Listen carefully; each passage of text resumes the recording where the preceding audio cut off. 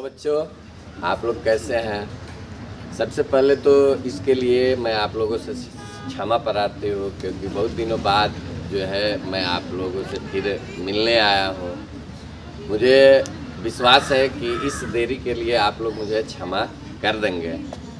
आज का मेरा जो मेन टॉपिक्स है वह यह है कि परीक्षा की तैयारी कैसे की जाए।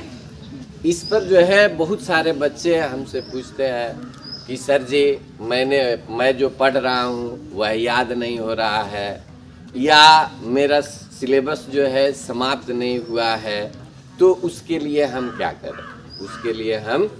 करें। तो देखिए, समय कम है, तैयारी आपको अच्छी करनी है। तो इसके लिए आप जो है मेरे कुछ बातों को ध्यान से सुने और उस पर विचार करें और उसको अपने मन के अंदर जो है उतारें और उसके अनुरूप काम करें, तो संभवतः आप लोगों को सफलता जो है निश्चित रूप से मिलेगी। सबसे पहले आप अपने दिल में यह सोचें कि आप पर जो है आपके माँ बाप का क्या आशा जुड़ी हुई है, आपके साथ आपके माँ बाप की आशाएं क्या क्या जुड़ी हुई है, और इन आशाओं को अगर पूरा करने में आप असमर्थ हैं तो यह कहीं ना कहीं आपके सोच में जो है कमी है। नहीं, आपकी सारी इच्छाएं जब आप जन्म लेते हैं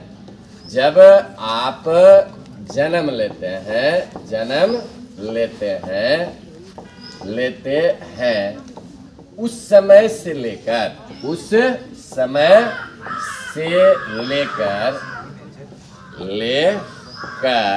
नहीं, बड़े होने तक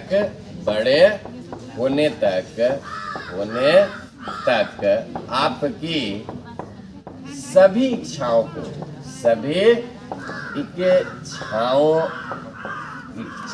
को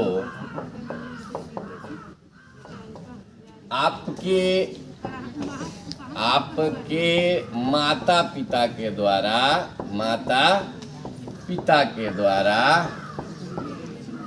पूरा किया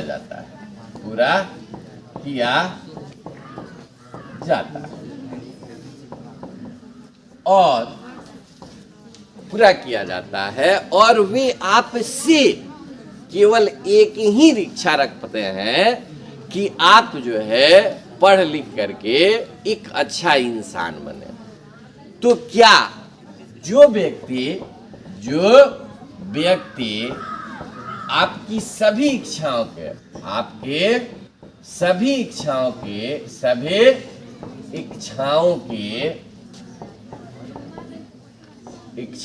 की पूर्ति करता है,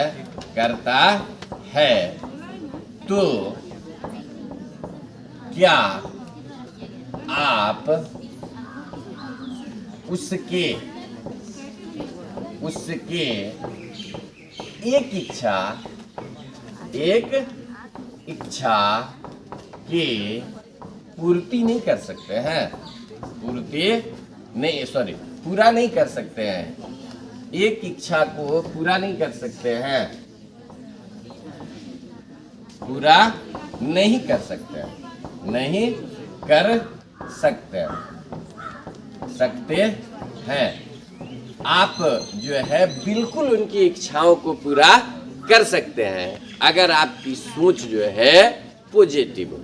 मनुष्य जिस तरह का सोच रखता है उस तरह जो है वह स्वयं को बना लेता है, क्योंकि कहा ही जाता है कि मनुष्य जो है वह अपने भाग्य का निर्माता स्वयं होता है। अर्थात वह जिस तरह का कर्म करेगा उस तरह के उसको फल की प्राप्ति होती है। हमारी जो बात है वह यह है कि हम परीक्षा की तैयारी कैसे करें। तो सबसे पहले मैं आपको बता दूं कि परीक्षा के लिए जो है 12th वालों के लिए मात्र जो है 20 दिन यानी 20 डेज बचे। इन दिनों में अगर वह अपने सिलेबस के हिसाब से पढ़ना प्रारंभ करे तो मेरा ऐसा विश्वास है, ऐसा मानना है कि उसके जब तक सिलेबस समाप्त होंगे तब तक जो है 12th का रिजल्ट आ चुका होगा। नहीं तो उस तरह से पढ़ने से अब कोई बेनिफिट होने वाला नहीं है।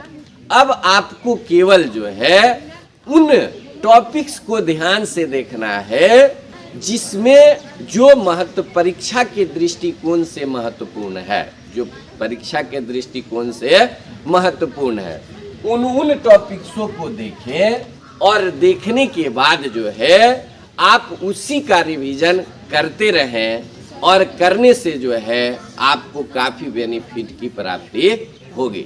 दूसरी बात, बच्चे कहते हैं कि सर जी मैं जो याद करता हूँ वह मैं भूल जाता हूँ, मैं जो याद करता हूँ वह मैं भूल जाता हूँ। तो मैं वैसे बच्चों के लिए यह एक तरीका बताना चाहता हूँ कि वह जिन प्रश्नों को याद करे, जिन प्रश्नों को याद करे कॉपी पे नहीं, लेखनी पुस्तिका पे एक बार, 2 बार, 3 बार, अगर समय मिले तो 4 बार कम से कम लिख दे, तो मेरा ऐसा विश्वास है कि उसमें से अधिकांशतः जो पॉइंट होंगे, जो इम्पोर्टेंट बिंदु होंगे, वे जो है उसको याद हो जाएंगे। और किसी प्रश्न की अगर मुख्य बिंदु याद हो जाते हैं, इम्पोर्टेंट पॉइंट याद हो जाते हैं, तो उसको लिखते समय बहुत सारी बातों को जोड़ करके लिख दिया जाता है। बहुत सारी बातों को जोड़ करके क्या किया जाता है, लिख दिया जाता है। तो अब तो 12th वालों के लिए बिल्कुल कम समय है, तो उसमें जो है यह सजेशन दिया गया कि वही प्रश्न देखे जो उनको महत्वपूर्ण लगता हो, चाहे वह अंग्रेजी का हो, चाहे वह मैथ का हो, चाहे वह फिजिक्स का हो, चाहे आर्ट्स वालों में इतिहास का हो, भूगोल का हो, या कॉमर्स वालों के लिए भी जो विषय हो उनमें महत्वपूर्ण क्वेश्चनों को ही देखें। रही बात 10 क्लास वालों के लिए, तो 10th वाले के लिए जो है अभी 2 महीना समय है। क्या है? 2 महीना, लगभग 2 महीना समय है। 2 मंथ्स है, MONTH, 2 मंथ्स। इन 2 मंथों में वे जो है किस तरह से तैयारी करें जिससे कि उनको जो है परीक्षा में सफलता मिल जाए, अच्छे अंक उनको प्राप्त हो जाए। तो उन लोगों के लिए मैं बात करता हूँ कि वे जो है एक रूटीन के हिसाब से उन चैप्टरों को ज्यादा ध्यान से देखें जिनसे बहुत सारे क्वेश्चन पूछे जाते हैं।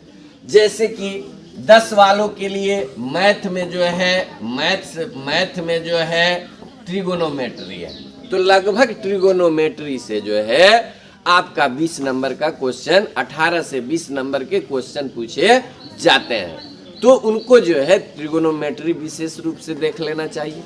दूसरा जो है कोऑर्डिनेट ज्योमेट्री है, जिसको निर्देशांक ज्यामिति कहते हैं। इससे भी 12 से 14 नंबर के क्वेश्चन पूछे जाते हैं, उनको देख लेना चाहिए। तीसरा जो है वह रियल नंबर है, वास्तविक संख्या है, इससे भी 10 नंबर के क्वेश्चन पूछे जाते हैं, इनको भी देख लेना चाहिए। चौथा जो है वह जो है स्टैटिक्स होता है, जिससे 10 नंबर के क्वेश्चन पूछे जाते हैं, उनको भी देख लेना चाहिए। क्योंकि मेरे कहने का मतलब यह है कि पढ़ाई की अगर दृष्टि से देखा जाए तो तुम्हारी किताब के हर चैप्टर जो है महत्वपूर्ण है, हर विषय की जानकारी जो है तुम्हारे लिए आवश्यक है। लेकिन कम समय में हम अच्छे नंबर कैसे प्राप्त करें, इसके लिए मैंने बताया कि मैथ में इन 4 चीजों पर अगर ज्यादा ध्यान दिया जाए तो बच्चे जो है अच्छे नंबर प्राप्त कर सकते हैं। दूसरी बात, उनका साइंस है, तो उनका साइंस जो है 3 पार्ट में एक ही किताब में 3 पार्ट का समावेश किया गया है, जिसमें फिजिक्स है, नहीं केमिस्ट्री है, और क्या है, बायो है। क्या है बेटा? बायो है। तो इसमें जो है इनमें जो सिलेक्टेड चैप्टर्स हैं जिनसे ज्यादा सवाल पूछने की संभावना बनती है, उनको वे क्या करें, ध्यान से देखें। उनमें जो है सबसे पहले फिजिक्स में जो है करंट मतलब विद्युत धारा, प्रकाश की परावर्तन और अपवर्तन नहीं, उसके बाद जो है विद्युत धारा का चुंबकीय प्रभाव, इनमें जो है जो इम्पोर्टेंट सवाल बनता है, जैसे मान लीजिए प्रकाश के परावर्तन के नियम क्या है, अपवर्तन के नियम क्या है, नहीं, उसके बाद जो है पार्श्विक विस्थापन क्या है, नहीं, उत्तल दर्पण अवतल दर्पण में अंतर क्या है, वास्तविक प्रतिबिंब आभासी प्रतिबिंब में अंतर क्या है, विद्युत धारा क्या है, ओम का नियम क्या है, विद्युत मोटर विद्युत जनित्र क्या है, नहीं, आपका फ्लेमिंग का वाम हस्त नियम क्या है, विद्युत परिनालिका क्या है, विभव और विभवांतर में अंतर क्या है, ये मीटर और वोल्ट मीटर में अंतर क्या है, इन तमाम महत्वपूर्ण सवालों को अगर वह फिजिक्स के अंतर्गत देखता है तो उसके परिणाम जो है अच्छा ही निकलेंगे।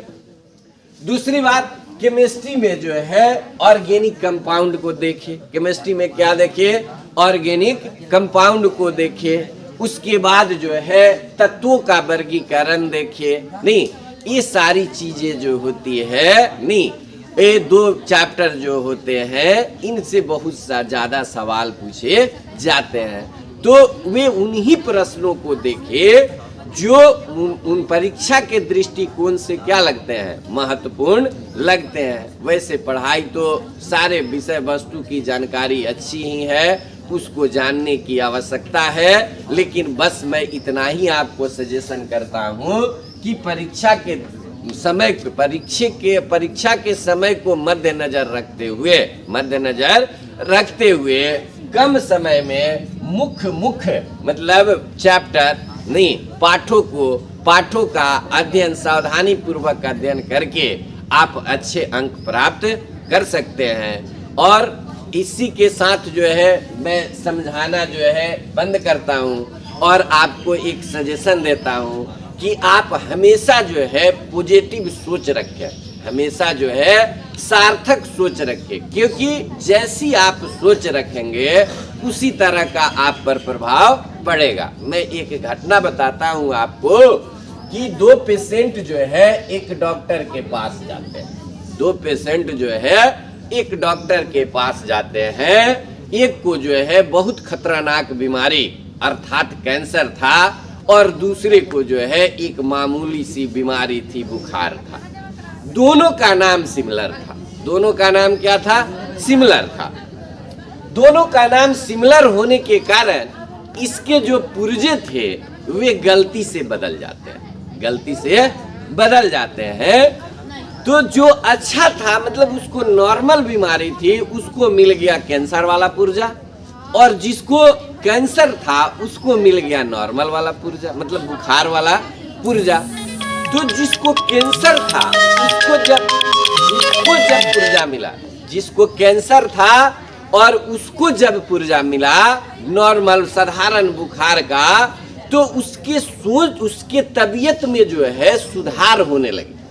और जिसको कैंसर नहीं था साधारण बुखार था उसको मिल गया था कैंसर वाला, तो उसकी तबीयत जो है दिन प्रतिदिन क्या होने लगी, बिगड़ने लगी। ऐसा क्यों हुआ?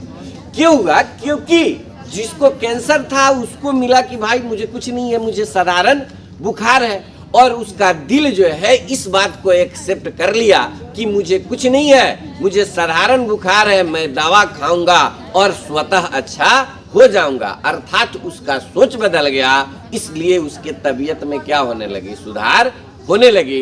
दूसरी बात कि जिसको तब साधारण बुखार था और उसकी तबीयत बिगड़ने लगी, तो उसका सोच ये हो गया कि मुझे कैंसर है, अब मैं नहीं बचूंगा, जिसके कारण उसकी तबीयत बिगड़ने लगी। अंत में दोनों फिर डॉक्टर के पास जाते हैं और फिर चेकअप होता है तो पता चलता है कि नाम की वजह से जो है यह गड़बड़ी उत्पन्न हुई है। मैं केवल आपको ये कहानी के माध्यम से यह बताना चाहा कि जिस तरह की आप सोच रखेंगे उसका परिणाम उसी तरह का निकलेगा। इसलिए थिंक पॉजिटिव, मैं यही कहूँगा जाते जाते कि आप थिंक पॉजिटिव, ऑलवेज टाइम जो है सार्थक सोच रखिए। आपको परीक्षा में सफल होना है और इस दृष्टिकोण से आप उन महत्वपूर्ण चैप्टरों को पढ़ें, उन महत्वपूर्ण पाठों को पढ़ें जिनसे से अधिक प्रश्न पूछे जाते हैं। अब आप कहिएगा कि सर जी मैं यह कहाँ से पता करूं कि यह कैसे, मतलब किससे पूछा जाता है? तो आप सभी के पास जो है क्वेश्चन बैंक है, उनमें देखिए कि किससे ज़्यादा से ज़्यादा सवाल पूछा गया है। उन्हीं के आधार पर आप खुद से जो है ये 2 मंथ या 20 डेज जो है उसमें तैयारी करें, आपको अच्छे अंक प्राप्त होगी। इसी कामना के साथ मैं आपसे विदा लेता हूँ। Thank you, good morning. अगर आपको किसी तरह की समस्या है किसी भी सब्जेक्ट में तो आप जो है कमेंट में मुझे बताएं, या मेरी यह वीडियो आपको पसंद आई हो तो कृपया लाइक और शेयर जरूर करें, क्योंकि यह लाइक और शेयर जो है हम लोगों को एनर्जी देती है कि ज़्यादा से ज़्यादा हम वीडियो बना करके आप तक पहुंचाएं, और जो मेरे पास ज्ञान है उससे आप लोग भी लाभान्वित हो, और जितना भी है उतना ही में मैं जो है आपको अच्छा बनाने की कोशिश करता हूँ।